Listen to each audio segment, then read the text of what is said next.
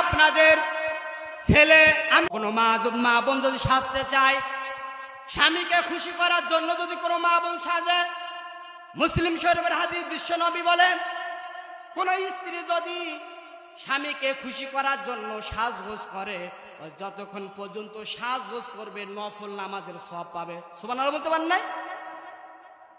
আর আমাদের মা বোন কি স্বামীর জন্য সাজে? সাজে দুলা ভাইয়ের জন্য, সাজে দেওরার জন্য।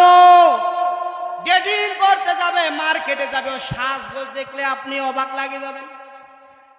এই জন্য সম্মানিত মা বোনেরা, আপনি যদি ইমানদারি নিজেকে দাবি করেন, খবরদার, আল্লাহ বলতেছেন সাবধান, তোমরা কখনো বাড়ি থেকে বের হবে না।